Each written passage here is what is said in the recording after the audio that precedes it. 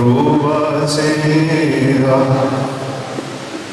ആത്മശരീരം മനസ്സുകളാം എന്നോട് തിരുമുൽ കാഴ്ചകളെ ആദാസുദാശ്വാസപ്രദനേ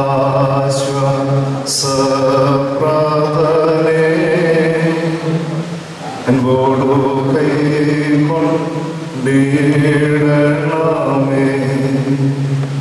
ത്രിയേകാദൈവത്തിന്റെ നാമത്തിന് മഹത്വം ഉണ്ടായിരുന്നേ. ഏറ്റവും ആദരണീയനായിരിക്കുന്ന യുവജന പ്രസ്ഥാനത്തിൻ്റെ പ്രധാന ചുക്കാൻ പിടിക്കുന്ന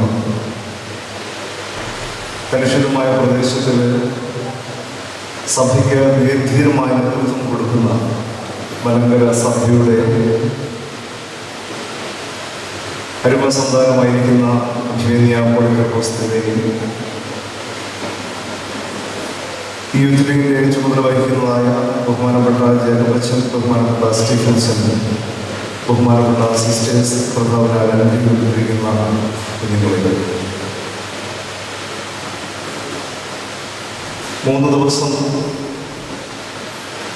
അഭിമന്യ പോളിക്കർപ്പോസിനെ പറ്റി ഓർമ്മിപ്പിച്ചതുപോലെ എല്ലാ തിരക്കിൽ നിന്നൊക്കെ മാറി ദൈവസന്നിധിയിലായിരിക്കുക, ദൈവത്തോടായിരിക്കുക, ദൈവത്തോട് ചേർന്നിരിക്കുക എന്നൊക്കെ പറയുമ്പോൾ ജീവിതത്തിൽ ലഭിക്കുന്ന വലിയ ഒരു ഭാഗ്യം അതിനേക്കാൾ വേറെ ഒന്നുമില്ല. ദാവീദ് രാജാവിന്റെ ജീവിതത്തിലേക്ക് തിരിഞ്ഞു നോക്കുമ്പോൾ അദ്ദേഹം പറയുന്നത് ഇപ്രകാരം തന്നെയാണ്: ദൈവത്തിൻ്റെ ആലയത്തിലെ ഒരു വാതിൽ കാവൽക്കാരനായിരിക്കുന്നത്, ഒരു വാച്ച്മാനായിരിക്കുന്നത് അത്രേ എനിക്ക് ഏറെ ഭാഗ്യമായിരിക്കുന്നത്. ഇത് സമൂഹത്തിലേക്ക് നാം ഒന്ന് കണ്ണോടിക്കുമ്പോൾ തിരക്കേറിയ ജീവിതത്തിൽ കഴിയുന്ന മനുഷ്യന്, ജീവിതത്തിൽ വളരെയധികം സ്വപ്നങ്ങളുമായിട്ട് കഴിയുന്ന മനുഷ്യന്, അവൻ ഈ ലോക വിഹായസിൽ പറന്ന് ചരിക്കുവാനൊക്കെ ആഗ്രഹിക്കുമ്പോൾ ദൈവത്തോടൊത്ത് ഇരിക്കുവാനും ദൈവവചനം ശ്രവിക്കുവാനും ആ കേൾക്കുന്നതായ ശ്രവിക്കുന്നതായ വചനത്തെ മനനം ചെയ്യുവാനൊക്കെ ഉള്ളതായ ഒരു സാവകാശം എന്ന മനുഷ്യന് എവിടെയോ കൈമോശം വന്നുപോയിരിക്കുന്നു. ആ കൈമോശം വന്നുപോയിരിക്കുന്നതായ ആധ്യാത്മിക ജീവിതത്തെ ഭൗതിക ജീവിതത്തിൻ്റെ അടിസ്ഥാനമായിട്ട് കണക്കിലാക്കിക്കൊണ്ട് ആ കൈമോശം വന്നിരിക്കുന്നതായ ജീവിതത്തെ വീണ്ടും ഒന്ന് തിരികെ പിടിക്കുവാനുള്ള ഒരു ശ്രമം കൂടിയാണല്ലോ ഈ 3 ദിവസം നമ്മൾ ഈ അന്തർദേശീയ ക്യാമ്പിൽ പങ്കെടുക്കുന്നതിലൂടെ സംഭവിക്കുന്നത്. പ്രത്യേകിച്ച് പരിശുദ്ധ പെന്തക്കോസ്ത് പെരുന്നാളിലേക്ക് നമ്മൾ പ്രവേശിക്കുമ്പോൾ ദൈവത്തിൻ്റെ കൃപ സമൃദ്ധിയായി നമ്മൾ ആവസിക്കുവാനും ആ പരിശുദ്ധാത്മാവിൻ്റെ നൽവരങ്ങൾ നമ്മിലേക്ക് ലഭ്യമാകുവാനും നമ്മെ തന്നെ സമർപ്പിക്കേണ്ടതിൻ്റെതായ ഒരുക്കത്തിൻ്റെതായ ഒരു കാലയളവ് കൂടിയാണല്ലോ. അതുകൊണ്ട് കടന്നു വന്നിരിക്കുന്ന എല്ലാ കുഞ്ഞുങ്ങൾക്കും എല്ലാ കാര്യങ്ങളിൽ നിന്നും മാറ്റി മനസ്സ് സ്വസ്ഥമായിട്ട് ദൈവസന്നിധിയിലേക്ക് ഒന്ന് അർപ്പിക്കുക. അതിനാണല്ലോ മെഡിറ്റേഷൻ എന്ന് പറയുന്നത്, ധ്യാനം എന്ന് പറയുന്നത്. ഒരു ഗുരുവിൻ്റെ അടുക്കൽ ഒരു ചെറുപ്പക്കാരൻ വന്നു. ചെറുപ്പക്കാരൻ വന്ന അവസരത്തിൽ നല്ല മഴയൊക്കെ ഉണ്ടായിരുന്ന സമയമാണ്. ചെറുപ്പക്കാരൻ കടന്നു വന്നു, ഗുരുവിൻ്റെ അടുത്ത് വന്നു. ഗുരുവിൻ്റെ മുമ്പിൽ വന്ന് ഇരുന്ന അവസരത്തിൽ ഗുരു ആ ചെറുപ്പക്കാരോട് ചോദിച്ചു: കുഞ്ഞെ, നീ എന്തിനാ വന്നത്? അവൻ പറഞ്ഞു: ധ്യാനിക്കാൻ വന്നത്. ധ്യാനിക്കാൻ വന്നത് തൻ്റെ മുമ്പിലിരിക്കുന്ന ചെറുപ്പക്കാരോട് ഗുരുവിൻ്റെ അടുത്ത ചോദ്യം: നീ ഇവിടെ വന്നപ്പോൾ നിന്റെ ചെരുപ്പ് എവിടെ ഇട്ടു? നീ കൊണ്ടുവന്ന കൊട എവിടെ വെച്ചു? ചെറുപ്പക്കാരനെ വളരെ അർത്ഥമായി. ഇതെന്തൊരു ചോദ്യം! ഒരിക്കലും പ്രതീക്ഷിക്കാത്ത ഒരു ചോദ്യമാണ് ഗുരു ചോദിച്ചിരിക്കുന്നത്. ചെരുപ്പ് എവിടെ വെച്ചു? കുട എവിടെ വെച്ചു? അവൻ കുറേ നേരം ഇങ്ങനെ ചിന്തിക്കുവാനൊക്കെ തുടങ്ങി. എവിടെയാ ചെരുപ്പിട്ടത്? എവിടെയാ കുട വെച്ചത്? അങ്ങനെ പരിഭ്രമിച്ചിരുന്ന ചെറുപ്പക്കാരോട് ഗുരു ചോദിക്കുകയാണ്: സ്വല്പം മുമ്പ് ചെയ്ത കാര്യത്തിൽ പോലും നിന്റെ മനസ്സിനെ ഒന്ന് കേന്ദ്രീകരിക്കുവാനൊക്കെ നിനക്ക് സാധിക്കുന്നില്ലെങ്കിൽ പിന്നെ എങ്ങനെയാണ് ധ്യാനിക്കുവാനുള്ള നിനക്ക് സാധ്യമാകുമോ? നമ്മുടെയൊക്കെ ജീവിതത്തിൽ ഇപ്പം ചെയ്യുന്ന കാര്യങ്ങളിൽ പോലും മനസ്സ് ഒന്ന് കേന്ദ്രീകരിക്കുവാനുള്ള നമുക്ക് സാധിക്കുന്നില്ല. അതുകൊണ്ട് പള്ളിയിൽ നിൽക്കുന്ന കുഞ്ഞുങ്ങളും ആകെ പമ്പരത്തിൽ നിൽക്കുന്ന വിധമാണ് ദേവാലയത്തിൽ നിൽക്കുന്ന കുഞ്ഞുങ്ങളും. മനസ്സ് അവിടെ പോകുന്നു, ചിന്ത അവിടെ പോകുന്നു, കണ്ണവിടെ പോകുന്നു, നോട്ടം അവിടെ പോകുന്നു. അതുകൊണ്ട് ശരീരം ആ ധ്യാനത്തിന് അനുചിതമായ വിധത്തിൽ ശരീരത്തെ പോലും വിധേയപ്പെടുത്തുവാൻ സാധിക്കാതെ പോകും. എന്നാൽ ഇതാ ദൈവം ഇവിടെ നമ്മളോട് കൽപ്പിക്കുകയാണ്, ജീവിതത്തിൽ ഒത്തിരി സ്വപ്നങ്ങൾ കൊണ്ടുള്ളതായ മനുഷ്യനാണ് നമ്മളൊക്കെ. ആ സ്വപ്നങ്ങളൊക്കെ പൂവണിയണം എന്ന് വരികയും ജീവിതത്തിൽ ചെറിയ ധ്യാനങ്ങൾ, ഒരുക്കങ്ങൾ ആവശ്യമാണ്. ഇവിടെ ഇരിക്കുന്ന കുഞ്ഞുങ്ങളൊക്കെ ഡോക്ടർമാര്, എഞ്ചിനീയർമാര്, ഭാവി സുരക്ഷിതമാകുവാൻ ആഗ്രഹിക്കുന്നവരൊക്കെ. നിങ്ങളുടെ ഭാവി സുരക്ഷിതമാണെന്ന് ദൈവം പറയുന്ന ഒരു എളുപ്പവഴിയുണ്ട്. ആ എളുപ്പവഴി ഇത് തന്നെയാണ്. ഇതിന്റെ മനസ്സ് സ്വല്പം ശാന്തമാക്കുവാനും ധ്യാനത്തിൽ ലയിക്കുവാനും കഴിയും. അതുകൊണ്ട് തന്നെ ആയിരിക്കണം ഒരു പരിഭവം പറഞ്ഞു വന്ന ഒരു സ്ത്രീയോട് യേശുക്രൻ പറഞ്ഞു. പരിഭവം ഇതായിരുന്നു, കർത്താവ് ഒരു ഭവനത്തിലിരിക്കുന്ന അവസരത്തിൽ ഒരു സ്ത്രീ വന്ന് കർത്താവിനോട് പറയുകയാണ്, കർത്താവേ, ഞാൻ എന്തെല്ലാം ജോലിയിൽ വ്യാപൃതിയായിരിക്കുന്നു, എന്റെ സഹോദരിയാണെന്നാ ഇവിടെ വന്നിരിക്കുന്നു. അപ്പോൾ എന്തെല്ലാം ജോലികളിൽ വ്യാപൃതിയായിരിക്കുന്ന ഒരു മനസ്സ്, എന്തെല്ലാം കാര്യങ്ങൾ ശ്രദ്ധിക്കണമെന്ന ഒരു മനസ്സ്, ആ മനസ്സിലുണ്ടായതായ പരിഭവം കൊണ്ട് കർത്താവിന്റെ സന്നിധിയിൽ വന്നപ്പോൾ കർത്താവ് അവളോട് പറഞ്ഞത് നേരെ വിപരീതമായ കാര്യമാണ്. പറയുകയാണ്, മാർത്തേ മാർത്തേ, നീ പലതിനെ ചൊല്ലി വ്യാകുലപ്പെടുന്നു. എന്നാൽ വേണ്ടുന്ന ഒന്നേ ഉള്ളൂ, മറിയ എൻ്റെ തൃപ്പാദത്തിലിരുന്ന് നല്ല ശബ്ദത്തിൽ. അസുഖത്തിലേക്ക് ഒത്തിരി സന്തോഷം തോന്നി ഇന്നലെ ഈ സന്ധ്യയിൽ ഇവിടെ നിന്നത്. പോളിക്രോസിന് പറഞ്ഞു, പ്രാർത്ഥന കൊണ്ട്, ധ്യാനം കൊണ്ട്, വേദവായന കൊണ്ട് അല്ലാതെ ജീവിതത്തിൽ ഉയരുവാനും സാധിക്കും. കാരണം ജീവിതത്തിന്റെ പ്രതിസന്ധികളിൽ കൂടെ കടന്നു പോകുന്നതുകൊണ്ടാണ് തിരുമേനിക്ക് അപ്രകാരം പറയുവാനും സാധിച്ചത്. അതേ പ്രതിസന്ധികളിൽ കൂടെ കടന്നു പോകുന്ന മനുഷ്യന് മാത്രമേ ദൈവസന്നിധിയിൽ ശാന്തമായിട്ട് ഇരിക്കുവാനും സാധിക്കുള്ളൂ. ഇവിടെ ഈ ധ്യാനത്തിനായിട്ട് നമ്മൾ ഇരിക്കുന്ന അവസരത്തിൽ നമ്മളെ തന്നെ ഒന്ന് ധ്യാനത്തിന്റെ അനുഭവത്തിലേക്ക് കൊണ്ടുവരുവാനാണ് നമ്മൾ ആമുഖമായിട്ട് ഞാൻ ഈ വാക്കുകൾ ഓർമ്മിച്ചത്. ഇന്ന് ധ്യാനിക്കുവാനും ഞാൻ ആഗ്രഹിക്കുന്നതായ വേദഭാഗം ഉൽപ്പത്തി പുസ്തകം, വേദപുസ്തകം നിങ്ങൾക്ക് വായിക്കാം. ഉൽപ്പത്തി പുസ്തകം 28-ാം അധ്യായം 15-ാം വാക്യം. ഉൽപ്പത്തി പുസ്തകം 28-ാം അധ്യായം 15-ാമത്തെ വാക്യം. വേദപുസ്തകം ഉണ്ടെങ്കിൽ വായിക്കാം,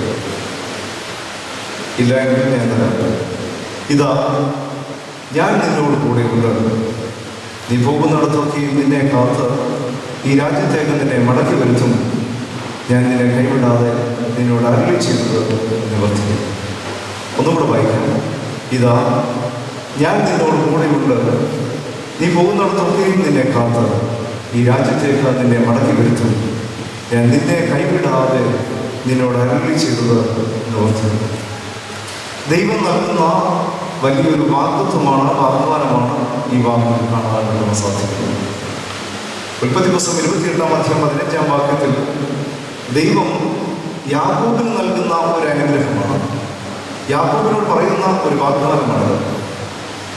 നീ പോകുന്നിടത്തൊക്കെയും ഞാൻ നിന്നോട് കൂടെയിരിക്കും, ഞാൻ നിന്നെ കൈവിടാതെ നിന്നോട് അരുളി ചെയ്തത് നിവർത്തിക്കും, നീ പോകുന്ന സ്ഥലങ്ങളിലൊക്കെയും നിന്നെ കാത്ത് സംരക്ഷിച്ച് സമാധാനത്തോടെ തന്നെ മടക്കി വരുത്തുകയും ചെയ്യും.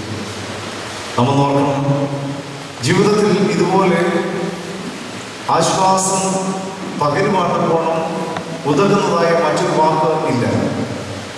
ആ വാക്കിനാണ് ജീവിതത്തിന്റെ പ്രതിസന്ധികളിലേക്ക് കടന്നു വരുന്ന മനുഷ്യനോട് പറയുന്നത്, ഞാൻ നിന്നോട് കൂടെ ഇരിക്കും.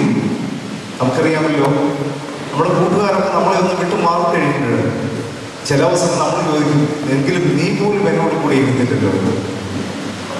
ഇവിടെ ഇതാ ദൈവം പറയുന്ന വാഗ്ദത്തം, നീ പോകുന്നിടത്തെല്ലാം ഞാൻ നിന്നോട് കൂടെ ഇരിക്കും, ഞാൻ നിന്നെ കാത്ത് സംരക്ഷിക്കും, നീ പോകുന്ന വഴികളിലൊക്കെ ഞാൻ നിന്നെ പരിപാലിക്കും എന്ന് പറയും.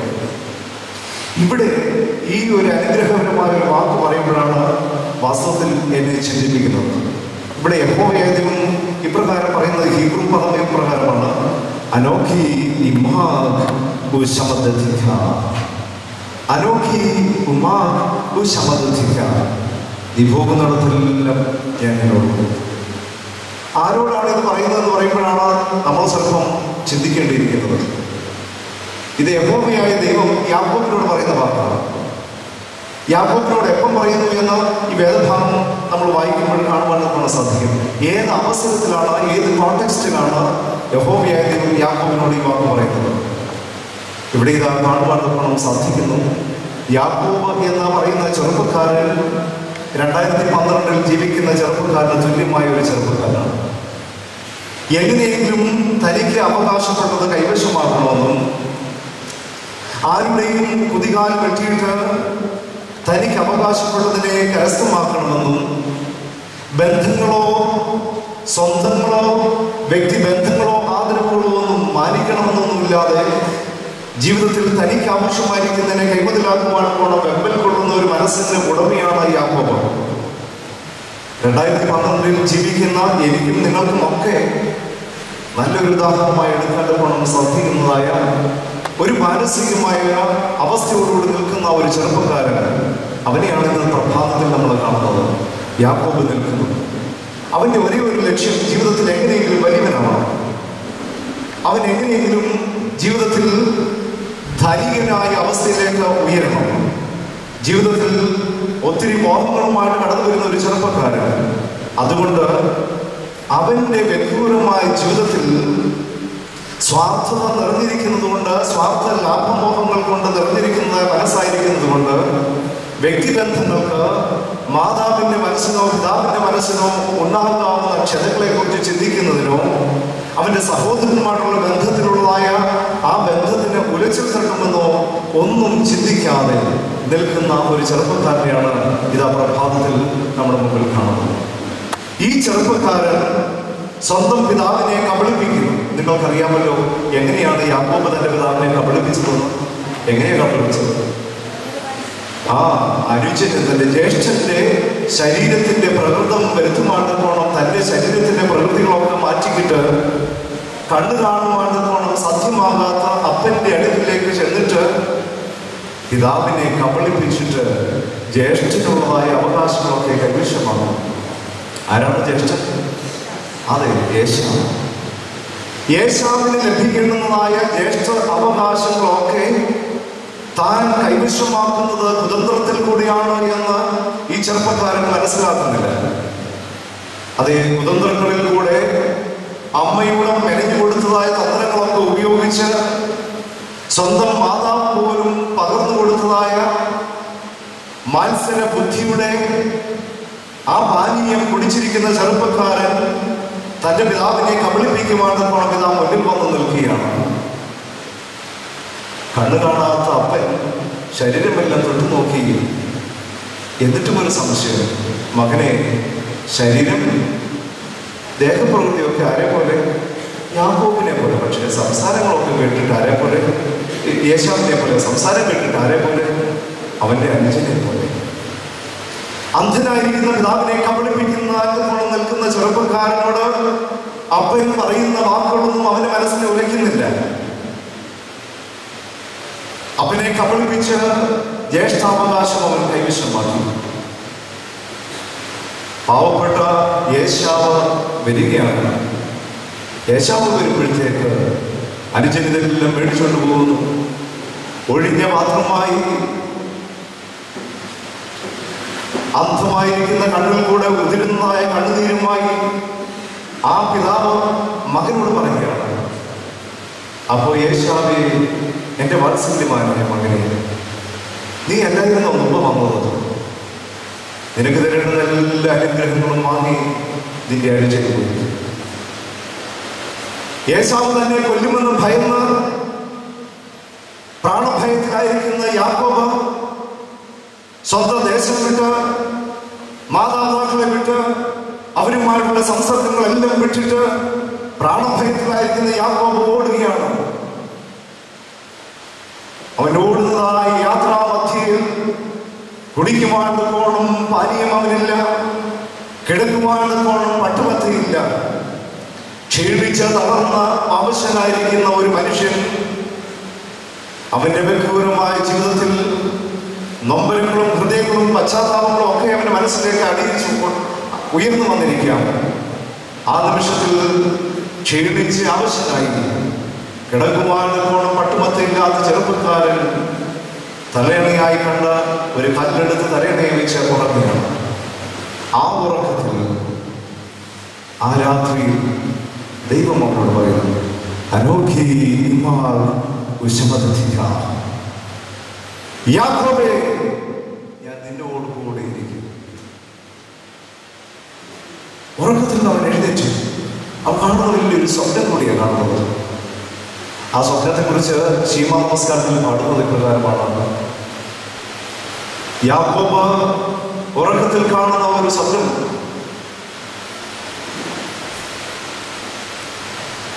യാക്കോബ് അത്ഭുതം വീക്ഷിച്ചു. ധർമ്മേൽ നാട്ടിയ ഗോവേണിതന്നഗ്രം വാനിലുരുങ്ങുന്നു വാനോരിവേദൂതന്മാരാതിരു ഏറിപ്പോകുന്നു. തളർന്ന ഉറങ്ങുന്നതായി ചെറുപ്പക്കാരൻ ഒരു സ്വപ്നം കാണുക. ആ സ്വപ്നത്തിലൂടെയാണ് ദൈവം അവനെ പ്രത്യക്ഷപ്പെടുന്നത്. സ്വപ്നത്തിലൂടെ പ്രത്യക്ഷപ്പെടുന്നതായ ദൈവം അവനോട് പറയുകയാണ്, ഞാൻ നിന്നോട് കൂടെ ഇരിക്കും. അവൻ കണ്ട സ്വപ്നം ഇതാണ്. ആകാശത്തിൽ ഭൂമിക്കും മധ്യേ ഒരു ഗോവേണി. ആ ഗോവേണിയിൽ കൂടെ ദൈവത്തിന്റെ ദൂതന്മാർ കയറുകയും ഇറങ്ങുകയും ചെയ്യും. ദൈവത്തിന്റെ ദൂതന്മാർ കയറുകയും ഇറങ്ങുകയും ചെയ്യുന്ന അത്ഭുതകരമായ ഒരു കാഴ്ച. ആ കാഴ്ച കണ്ട് ഭയന്ന് നിൽക്കുന്നതായ യാക്കോബ് വീണ്ടും കാണുന്നത് ആ ഗോവേണിയുടെ മുകൾ ഭാഗത്ത് ദൈവം ഇരിക്കുന്നു. എന്നിട്ട് ദൈവം അവനോട് സംസാരിച്ച് ദൈവം അവനോട് അനുഗ്രഹിച്ചുകൊണ്ട് പറയുന്ന വാക്കാണ്, ഞാൻ നിന്നോട് കൂടി ഇരിക്കും എന്ന വാക്ക്. ഈ വേദഭാഗത്ത് 2-3 കാര്യങ്ങൾ വളരെ ശാന്തമായിട്ടൊന്ന് ഓർമ്മിക്കട്ടെ. ഒന്നാമതായിട്ട് ഇവിടെ കാണാൻ സാധിക്കുന്നത് a ladder linking earth and heaven. യാക്കോബ് കണ്ട സ്വപ്നത്തിലെ ചില കാര്യങ്ങളൊന്നും ഓർക്കുകയാണ്. ഒന്നാമത് കാണാൻ സാധിക്കുന്നത് a ladder linking earth and heaven. ആകാശത്തെയും ഭൂമിയെ തമ്മിൽ ബന്ധിപ്പിക്കുന്ന ഒരു ഗോവേണി.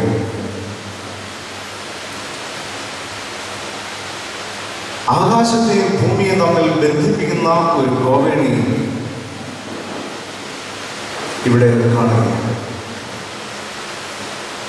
പ്രിയ സഹോദരങ്ങളെ, ആകാശത്തെയും ഭൂമിയെ തമ്മിൽ ബന്ധിപ്പിക്കുന്ന ഒരു ഗോവേണി എന്ന് പറയുമ്പോൾ അത് ഈ ഭൗമിക ലോകത്ത് പല കാര്യങ്ങളും ആകാശത്തെയും ഭൂമിയും തമ്മിൽ ബന്ധിപ്പിക്കുന്നുണ്ട്. ഒന്ന്, ആകാശത്തെയും ഭൂമിയെ തമ്മിൽ ബന്ധിപ്പിക്കുന്ന ഒരു ഗോവേണിയാണ് പ്രാർത്ഥന.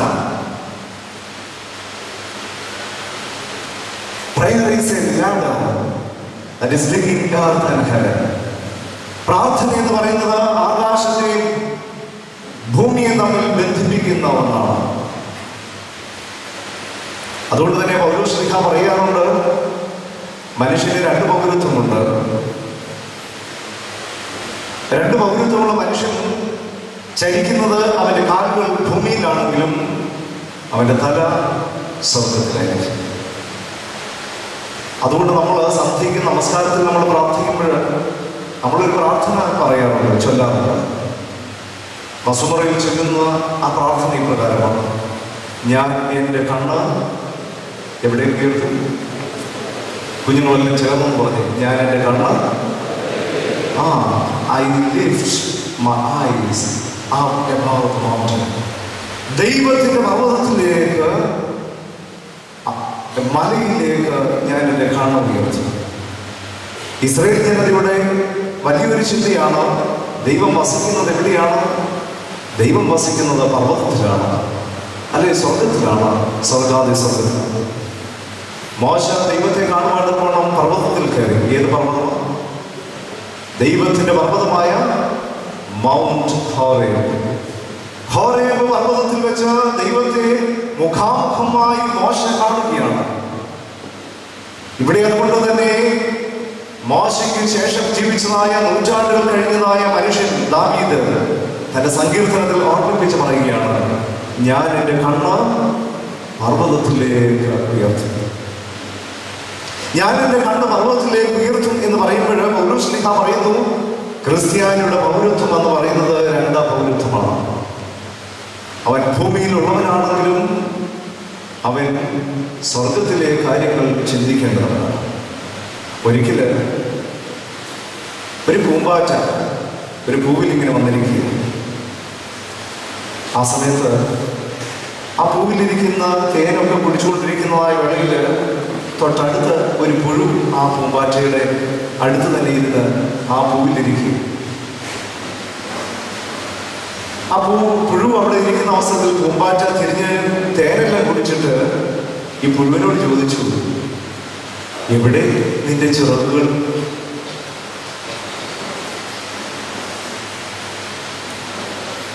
ജീവിതത്തിൽ ഒരിക്കൽ പോലും ചിറകിനെ കുറിച്ച് ചിന്തിക്കാത്ത പുഴു ചിന്തിക്കാൻ തുടങ്ങി. അയ്യോ, എവിടെയാ എൻ്റെ ചിറകുകൾ? ആദ്യം ചിന്തിച്ചു, എന്തിനാ എനിക്ക് ചിറകുകൾ? ഇങ്ങനെ എഴുന്നേറ്റ് നടന്നാൽ പോലെ. പിന്നീട് ആ പുഴു ചിന്തിക്കുകയാണ്, അതെ, ചിറകുണ്ടായിരുന്നെങ്കിൽ എനിക്ക് പിന്നെ പോലെ ഇങ്ങനെ പറക്കാമായിരുന്നല്ലോ, എവിടെയെല്ലാം സഞ്ചരിക്കാമായിരുന്നല്ലോ. ആ ചിന്ത കൊണ്ട് ദിവസങ്ങൾ കഴിഞ്ഞു, ദിനങ്ങൾ കഴിഞ്ഞു, മാസങ്ങൾ കഴിഞ്ഞു. മഴയും വെയിലുമെല്ലാം കടന്നു പോകുന്നത് ഈ പുഴു അറിഞ്ഞില്ല. അവന്റെ പുറത്തൂടെ ഒരാഭരണം വന്ന് പൊതിയപ്പെട്ടു. ആ പൊതിയപ്പെട്ടിരിക്കുന്ന ആഭരണങ്ങളെ ഭേദിച്ച് പ്രഭാത സൂര്യനെ കണ്ടുകൊണ്ട് ആ പ്രഭാത രശ്മിയിലേക്ക് പറന്നു പോകുന്നതായ ഒരു മനോഹരമായ പൂമ്പാറ്റയാണ് ഈ പുഴുവിൽ നിന്ന് പറന്നു പോകുന്നത്. നമ്മളൊക്കെ പഠിച്ചിട്ടില്ലേ, പുഴു എങ്ങനെ പൂമ്പാറ്റയെ ചെയ്തു? ജൂപ്പിയായിട്ട് കുറെ നാളുകൾ കഴിയുക, വളരെ ശാന്തമായിട്ട് ഇരിക്കുന്നതായ, ധ്യാനിക്കുന്നതായ, പ്രാർത്ഥിക്കുന്നതായ, മനനം ചെയ്യുന്നതായ വ്യക്തിയുടെ മുകളിലേക്ക് ഒരു ആവരണം വന്നിരിക്കുന്നു. അതുകൊണ്ട് തന്നെ നമ്മുടെ കർത്താവ് 40 ദിവസവും 40 രാവും പരസ്യ ശുശ്രൂഷ ആരംഭിക്കുന്നതിന് മുമ്പ് എന്ത് ചെയ്തു?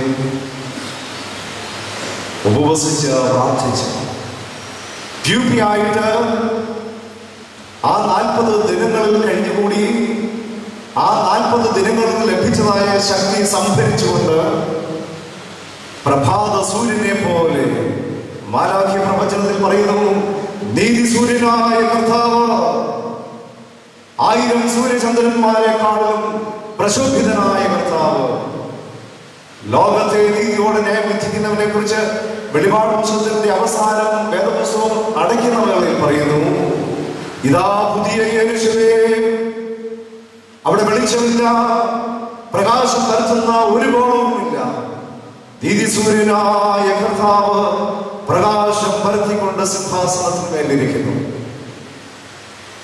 അതെ, നീതി സൂര്യനായ കർത്താവ് പ്രകാശം പരത്തിക്കൊണ്ട് അപ്രകാരം ഇരിക്കുവാണ്ടത്തോളം കർത്താവിനെ സാധിക്കുമ്പോൾ, കർത്താവിന്റെ ഭൗമിക ജീവിതത്തിലേക്ക് നാം ഒന്ന് തിരിഞ്ഞു നോക്കുമ്പോൾ, ഇതാ യേശു തമ്പുരാനും ഒരു പ്യൂപ്പയെ പോലെ ഒരാഭരണത്തിനുള്ളിൽ 40 ദിവസത്തെ പ്രാർത്ഥനയും നോക്കുമാവുന്ന ആഭരണത്തിനുള്ളിൽ ഇരുന്നുകൊണ്ട് യേശു തമ്പുരാനും പ്രാർത്ഥിക്കുന്നു.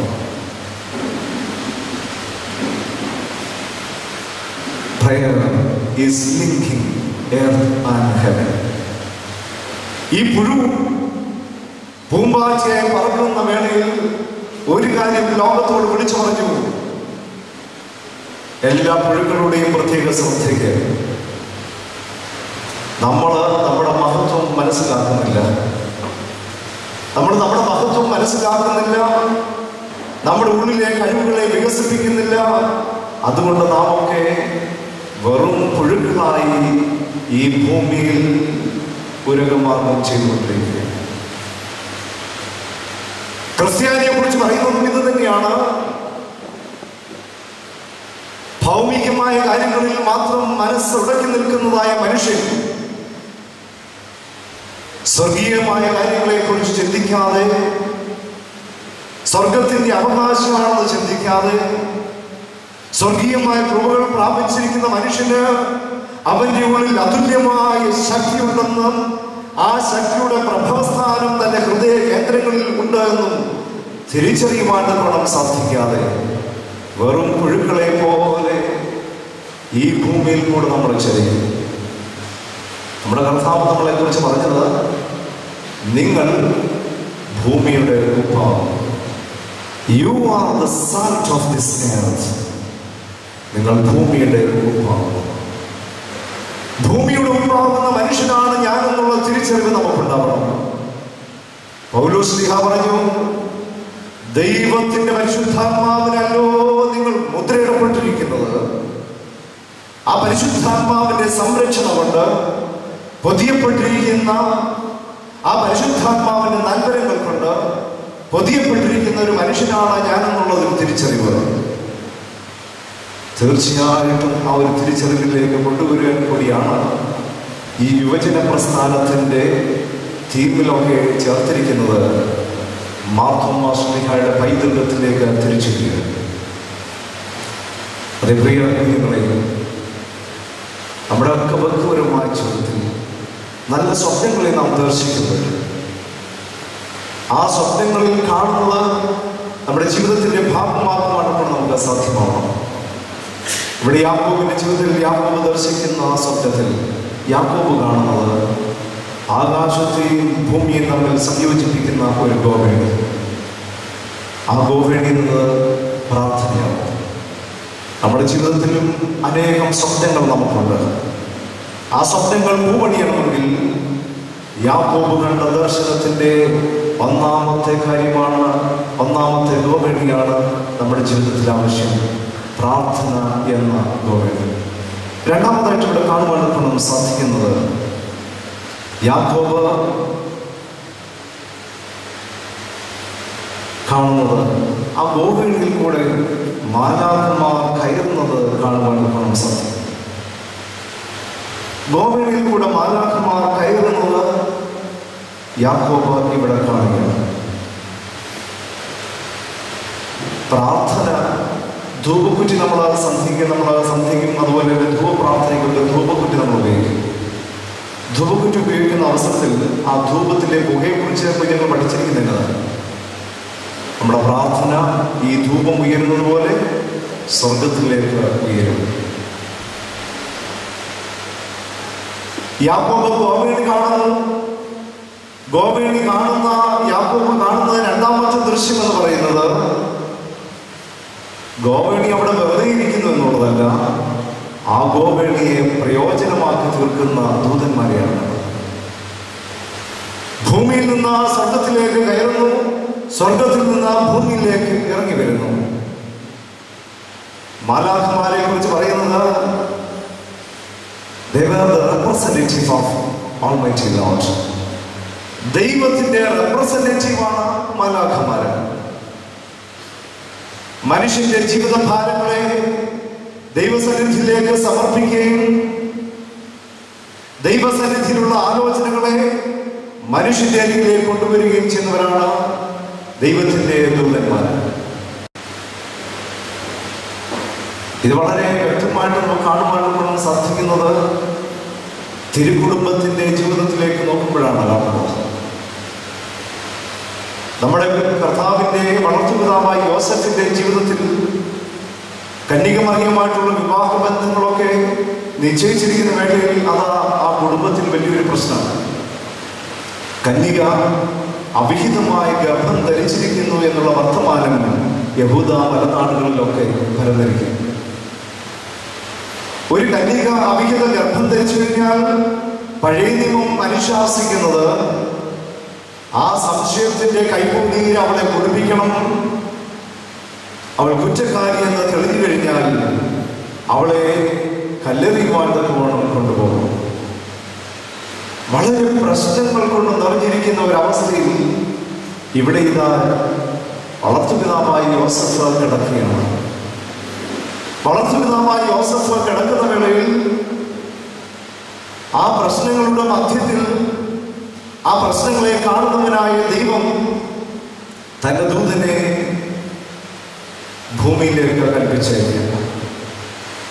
ജോസഫിനോട് പറയുകയാണ്, ജോസഫ്, നിന്നോടുകൂടെ ചേർത്തുകൊള്ളുവാനൊപ്പം നിശ്ചയിച്ചിരിക്കുന്ന ആ പെൺകുട്ടിയെക്കുറിച്ച് നീ ഒട്ടും അവിശ്വസിക്കേണ്ട ആവശ്യമില്ല. ജീവിതത്തിൽ നൊമ്പരമായിട്ട് ഭൂമിയിൽ ഒരു മനുഷ്യൻ ഉറക്കം കിട്ടാതെ കടലിൽ കിടന്ന് ഉരുളുന്ന വേളയിൽ ദൈവം ആ പ്രശ്നത്തെ നേരിട്ടുകൊണ്ട് ആ പ്രശ്നത്തിനെ സ്വാതന്ത്ര്യം കൊടുക്കുവാൻ, ആശ്വസിപ്പിക്കുവാൻ പോകണം. ദൈവത്തിൻ്റെ ദൂതനെ ആ ഗോവേണിയിൽ കൂടെ ഇറക്കി വിടുകയാണ്. ഇവിടെ വാസ്തവത്തിൽ ചിന്തിക്കേണ്ടതായ മറ്റൊരു വസ്തുതയുണ്ട്. ഇവിടെയും കാണുന്നത് ജോസഫ് സ്വപ്നത്തിൽ മാലാഖയെ കണ്ടു എന്നാണ്. വാസ്തവത്തിൽ ഇവിടെയാണ് ഒരു പാരഡോക്സ് കാണുന്നത്. ഇത് നമ്മുടെയൊക്കെ ജീവിതത്തിൽ ചെറിയൊരു പ്രശ്നമുണ്ടായാൽ നമുക്കൊക്കെ ഉറങ്ങാൻ സാധിക്കുമോ? പ്രശ്നങ്ങൾ ഉണ്ടായി കഴിയുമ്പോൾ ആ പ്രശ്നത്തെ എങ്ങനെ തരണം ചെയ്യുവാം എന്ന് ചിന്തിക്കുകയും അതിനു വേണ്ടുന്ന കുതന്ത്രങ്ങളും വരികയും ഒക്കെ ചെയ്യുന്ന ഒരു സമൂഹത്തിലാണ് നമ്മൾ ജീവിക്കുന്നത്.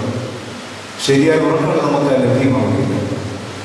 ഇവിടെ ഇതാ ജീവിതത്തിൽ ഒരു വലിയ പ്രശ്നം നേരിട്ടിരിക്കുന്ന ജോസഫ് സുഖമായി ഉറങ്ങുന്ന മനുഷ്യന് മാത്രമേ സ്വപ്നങ്ങളെ കാണുവാൻ സാധ്യമാവുകയുള്ളൂ.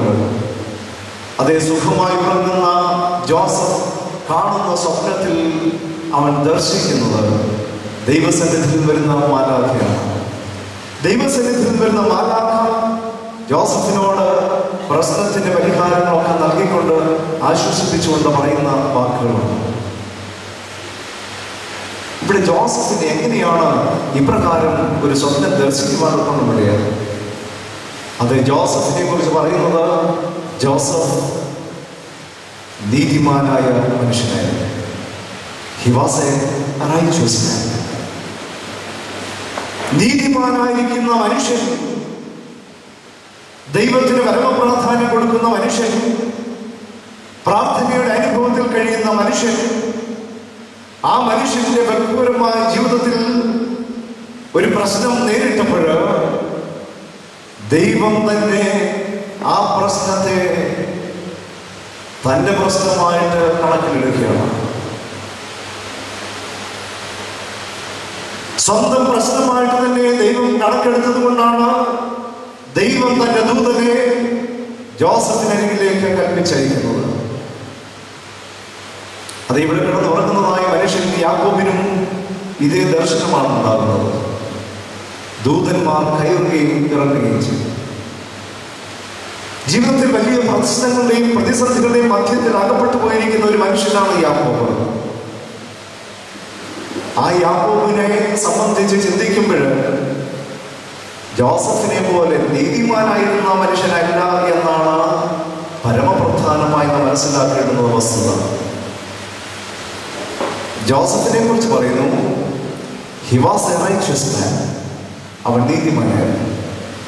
നീതിമാനായിരുന്ന മനുഷ്യനായിരുന്നതുകൊണ്ട് ആ നീതിമാനായിരിക്കുന്ന മനുഷ്യന്റെ ജീവിതത്തിൽ ദൈവം ദർശനം കൊടുത്തിട്ട് Lord took his problem as personal problem.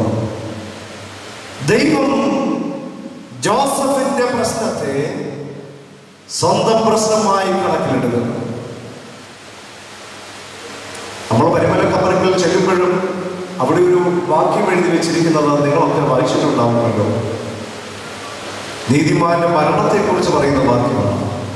നീതിമാന്റെ മരണം യഹോവയ്ക്ക് വിലയേറിയതാണ്.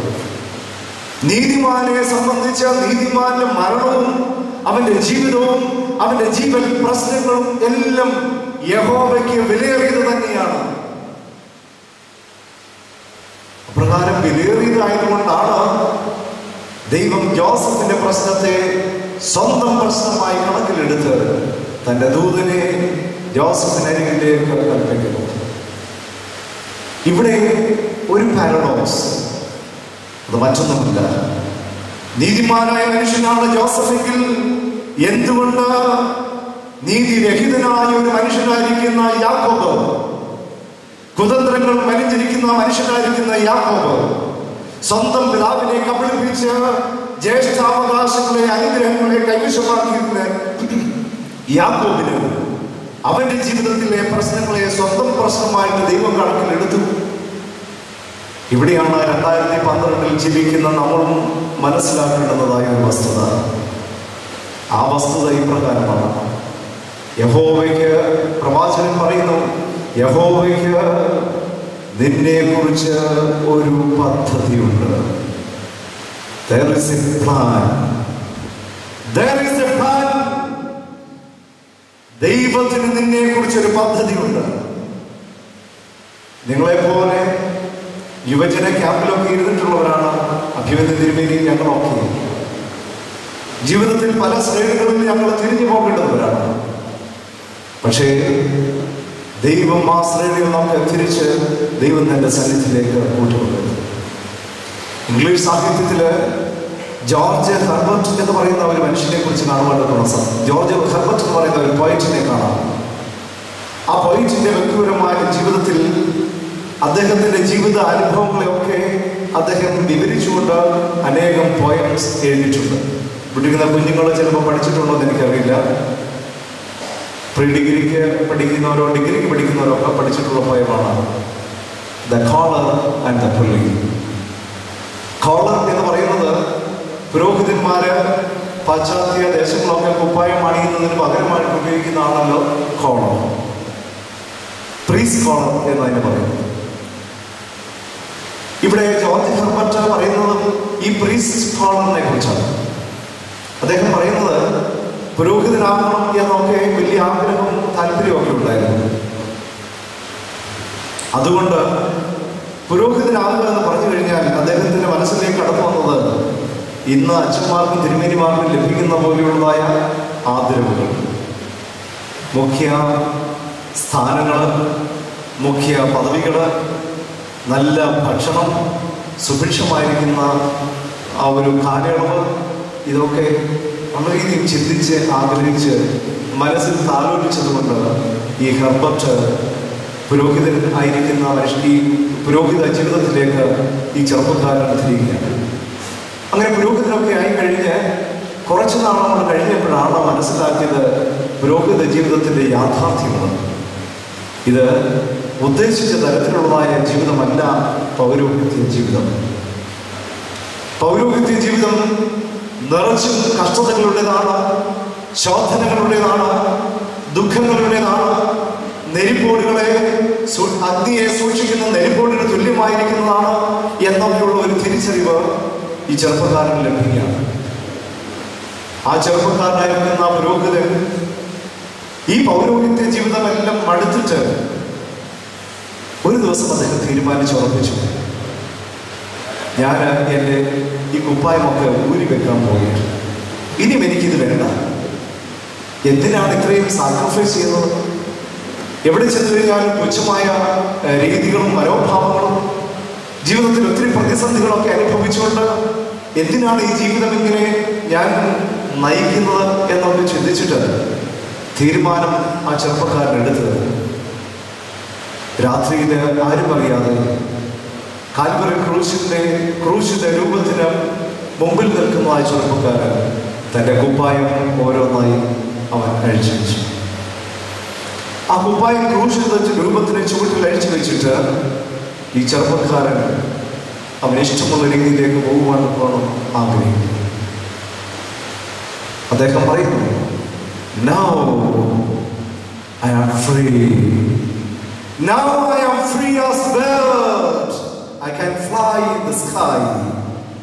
ഇപ്പോൾ ഞാൻ സുരക്ഷിതനായിരിക്കുന്നു.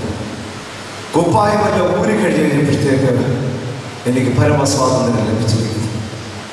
പരമസ്വാതന്ത്ര്യം ലഭിച്ചിരിക്കുന്ന എനിക്കിനിയും എൻ്റെ ജീവിതത്തിന്റെ താല്പര്യങ്ങൾക്കനുസരിച്ച്, എൻ്റെ ജീവിതത്തിന്റെ പദ്ധതികൾക്കനുസരിച്ച്, എൻ്റെ ജീവിതത്തിന്റെ ഇച്ഛകൾക്കനുസരിച്ച് എനിക്കിനി ജീവിക്കാം. അദ്ദേഹം പറഞ്ഞ പോയത്തിൽ പറയുകയാണ്, എനിക്ക് മനോഹരമായിരിക്കുന്ന ഈ ആകാശത്തോട് ഇങ്ങനെ പറന്ന് ചലിക്കാം. തീരുമാനിച്ച് ഉറച്ചിട്ട് കുപ്പായമെല്ലാം ഊരി വെച്ചിട്ട് ആ ചെറുപ്പക്കാരൻ പുതിയ പ്രഭാതത്തിൽ പുതിയ മനുഷ്യനായിട്ട് ഇറങ്ങുവാൻ അവൻ ആഗ്രഹിച്ചുകൊണ്ട് ഉറങ്ങാൻ കിടന്നു. രാവിലെ ചെന്നു. രാത്രിയുടെ നിശബ്ദതയിൽ ഒരു ശബ്ദം, ജോർജ്. ശബ്ദം കേട്ട് ചെറുപ്പക്കാരൻ നോക്കിയ, ആരെയാണ് വിളിച്ചത്? ജോർജ്, നിന്നെ വിളിച്ചത് ഞാനല്ലേ? നിന്നോട് കൂടിയിരിക്കാമെന്ന് പറഞ്ഞത് ഞാനല്ലേ? നിന്റെ ജീവിത പ്രതിസന്ധികളിൽ നിനക്ക് വേണ്ടുന്നതായി കൈത്താങ്ങൽ തന്നത് ഞാനല്ലേ? എനിക്ക് നിന്നെ കുറിച്ചൊരു പദ്ധതിയുണ്ട് എന്ന് നീ എന്തേ ഓർക്കാമല്ലോ? നമ്മുടെയൊക്കെ വ്യക്തിപരമായ ജീവിതത്തിൽ ദൈവത്തിന് പറയുവാനുള്ളതാണ്, എനിക്ക് നിന്നെ കുറിച്ച് ഒരു പദ്ധതിയുണ്ട്. പിതാവിന്റെ സന്നിധിയില് കുതന്ത്രങ്ങൾ കാണിച്ച് പിതാവിനെ കബളിപ്പിച്ച് ജ്യേഷ്ഠനോടുള്ളതായ ജ്യേഷ്ഠനുമായ മത്സരബുദ്ധിയിലായിരിക്കുന്നതായ ഒരു ചെറുപ്പക്കാരന്റെ ജീവിതത്തിൽ അവന്റെ ജീവിതത്തിന്റെ പ്രശ്നങ്ങളുടെ മധ്യത്തിൽ ദൈവം പ്രത്യക്ഷപ്പെടുകയാണ്. അവൻ ഗോവേണി കാണുകയാണ്. ആ ഗോവേണിയിൽ കൂടെ ദൂതന്മാർ കയറുകയും ഇറങ്ങുകയും ചെയ്യുകയാണ്. ഇതാണ് ഞാൻ ഓർമ്മിപ്പിച്ചത്. എന്തുകൊണ്ട് ഒരു പാരഡോക്സ് അല്ലെങ്കിൽ ഒരു വിപരീതമായ അനുഭവം ഇവിടെ യാക്കോബിന്റെ ജീവിതത്തിലുണ്ടാവും? ജോസഫിന്റെ ജീവിതത്തിലുണ്ടായ അനുഭവമല്ല യാക്കോബിന്റെ ജീവിതത്തിൽ. കുതന്ത്രങ്ങൾ മറിഞ്ഞിരിക്കുന്ന ഒരു മനുഷ്യന്റെ ജീവിതത്തിൽ ദൈവം ഇടപെട്ട് മാലാഖമാരിൽ കൂടെ അവനെ വഴിതെളിച്ചു. അതേ പ്രിയ സഹോദരങ്ങളെ, ഈ പ്രഭാതത്തിൽ യാക്കോബ് കണ്ട ദർശനത്തിൽ രണ്ടാമത്തെ കാര്യം, ദൂതന്മാർ കയറുകയും ഇറങ്ങുകയും ചെയ്തു. ഇതിൽ കൂടെ യാക്കോബിന് നമ്മളെ ഓർമ്മിപ്പിക്കുവാണ് തോന്നുന്നുള്ളത്. ജീവിത സാഹചര്യത്തിൽ നമ്മുടെ ജീവിതത്തിന്റെ പ്രശ്നങ്ങൾ മനസ്സിലാക്കുന്ന ഒരു ദൈവമുണ്ടെന്നും ആ ജീവിത പ്രശ്നങ്ങളുടെ മധ്യത്തിൽ നിരാശപ്പെട്ട് മദ്യത്തിനോ ലഹരികൾക്കോ മറ്റ് തന്ത്രവിധങ്ങളൊക്കെ ഉപയോഗിച്ചിട്ട് സഭയെ പോലും സഭയുടെ പൈതൃകങ്ങളെ പോലും ഉപേക്ഷിച്ചിട്ട് മറ്റു വഴികളിലേക്ക് പോകുന്നതല്ല കരണീയമായിരിക്കുന്നത്. ജീവിതത്തിൽ ദൈവം നിന്റെ ജീവിതത്തിന് ഒരു പദ്ധതിയും നിന്റെ ജീവിതത്തെക്കുറിച്ച് ദൈവത്തിന് ഒരു കരുതലും ആലോചനയും ഉണ്ട് എന്നൊരു തിരിച്ചറിവ് ഈ പ്രഭാതത്തിൽ യാക്കോബിലൂടെ ദൈവം നമുക്ക് തരികയാണ്. അതേ പ്രിയ സഹോദരങ്ങളെ, യാക്കോബ് വലിയ ദർശനമാണ്. അവസാനമായി ഞാൻ പറഞ്ഞുകൊള്ളട്ടെ, ആ ദർശനം കണ്ടിട്ട് യാക്കോബ് കാണുന്ന അവസാനത്തെ കാര്യം, ആ ലാഡറിന്റെ മുകളിൽ ദൈവം അവനോട് സംസാരിക്കും. ഇവിടെയാണ് ഒരു കാര്യം,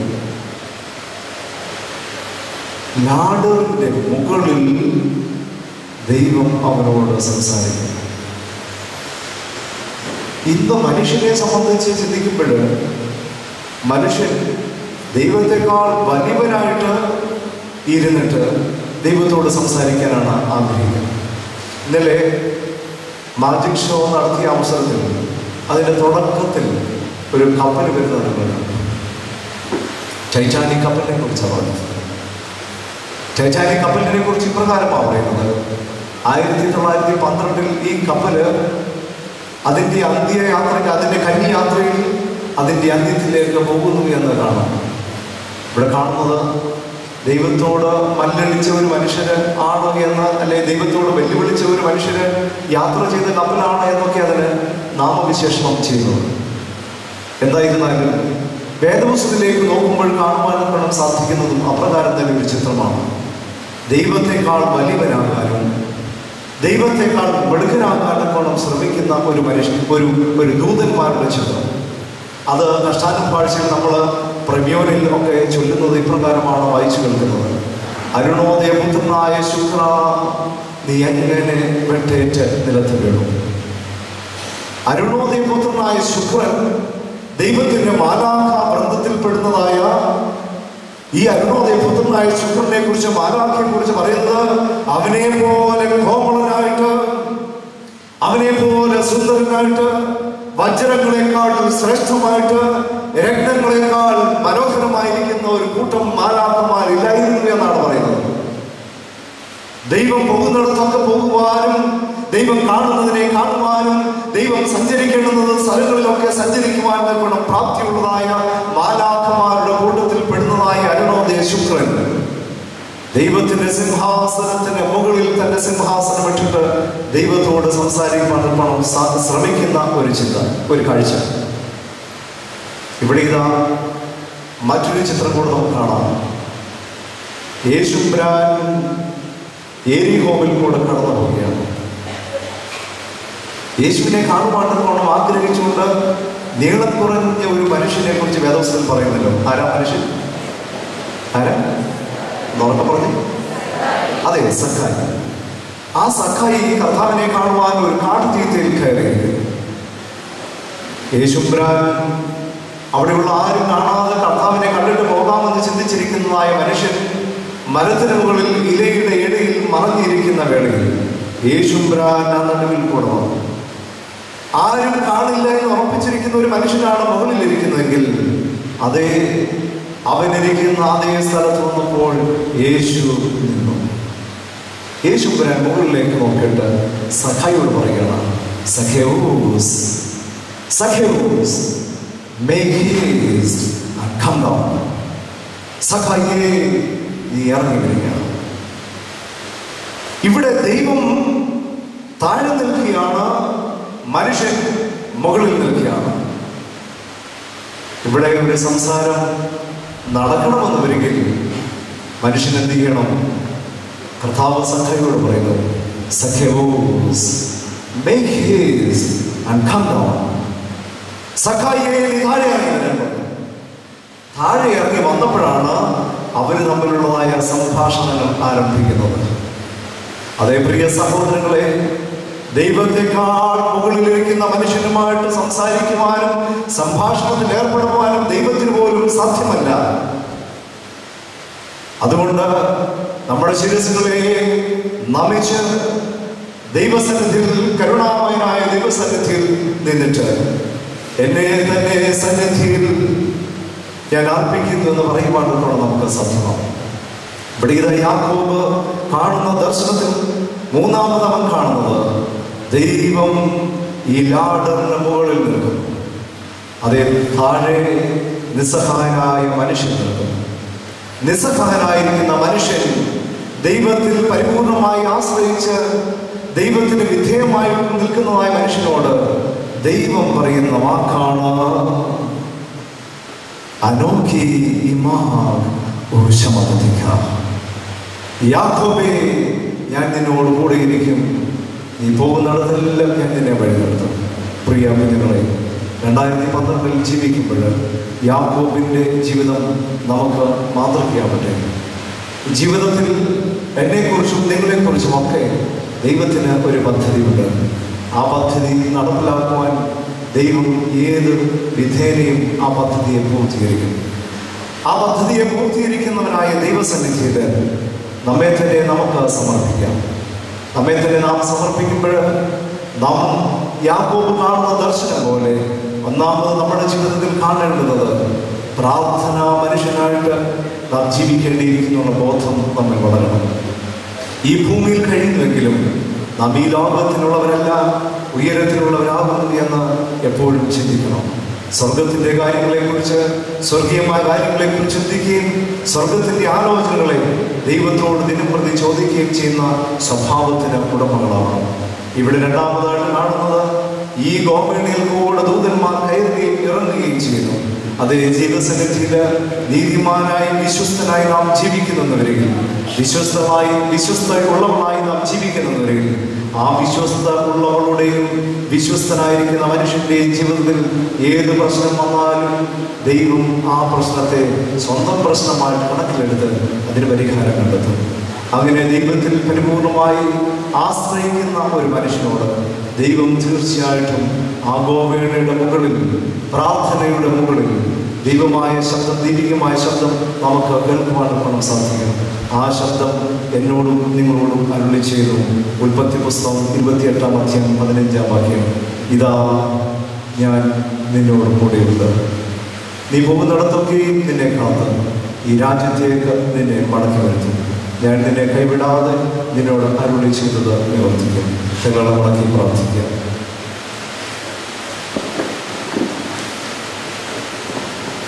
കരുണ്യവാനായ ദൈവമേ, ഈ പ്രഭാതത്തിൽ നിന്റെ മക്കളാകുന്ന ഞങ്ങൾ അവിടുത്തെ കൃപാത്തിലേക്ക് കടന്നു വന്നിരിക്കുന്നു. ദൈവമേ, ഇന്ന് നിന്റെ തിരുവചനം നിന്റെ അഭിഷേകത്തിനിൽ കൂടെ അവിടുന്ന് ഞങ്ങളെ കേൾപ്പിച്ചിരിക്കുന്നത്. അഭിഷേകത്തിന് കുറവുള്ളവരെങ്കിലും നിന്റെ വചനം ഏറ്റവും നിർമ്മലവും ഏറ്റവും ശക്തിയുള്ളതും ഏത് ഹൃദയങ്ങളെയും രൂപാന്തരപ്പെടുത്തുന്നതും ആകുന്നു എന്ന് ഞങ്ങൾ അറിയുന്നു.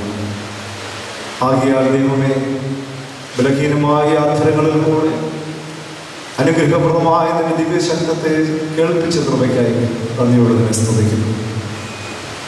കുഞ്ഞുങ്ങളാകുന്ന ഞങ്ങളെ തിരുമുമ്പാകെ സമർപ്പിക്കുമ്പോൾ ജോസഫിനെ പോലെ ഞങ്ങളുടെ ജീവിതത്തിൽ അവകാശപ്പെടുവാൻ ഞങ്ങൾക്ക് ഏതുമില്ല, ഒന്നുമില്ല എന്നറിയുന്നു.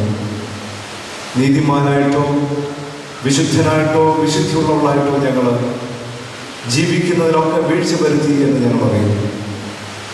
ആ യാക്കോബിനെ പോലെ ഞങ്ങളുടെ ജീവിതത്തിലും ചെറിയ ചെറിയ മത്സര ബുദ്ധികളും കൊച്ചു കൊച്ചു വഴക്കുകളും ശബ്ദങ്ങളും മത്സരങ്ങളും വടക്കങ്ങളും ഒക്കെയായിട്ട് ഞങ്ങളും കഴിഞ്ഞുകൂടിയവരാകും. എന്നാൽ ദൈവമേ, യാക്കോബ് കണ്ട ദർശനത്തിൽ കൂടെ ഇത് ഞങ്ങളെ പഠിപ്പിച്ചിരിക്കുന്നുവല്ലോ. ഞങ്ങളെക്കുറിച്ച് നിനക്കൊരു പദ്ധതിയുണ്ട്. ആ പദ്ധതി പ്രകാരം ഞങ്ങൾ ഈ ലോകത്തിൻ്റെ മറ്റു കാര്യങ്ങളിലേക്ക് ശ്രദ്ധ ഊന്നിയിരിക്കുന്നുണ്ടെങ്കിൽ ആ പദ്ധതി പ്രകാരം ഇന്ന് ഭൗമികമായ കാര്യങ്ങളെ വിട്ട് സ്വർഗീയമായ കാര്യങ്ങളെ ആലോചിക്കുവാനും സ്വർഗീയമായ കാര്യങ്ങളെ ധ്യാനിക്കുവാനും യാക്കോബിന്റെ ദർശനത്തിൽ കൂടെ ഞങ്ങളെ പഠിപ്പിച്ചിരിക്കുന്നു.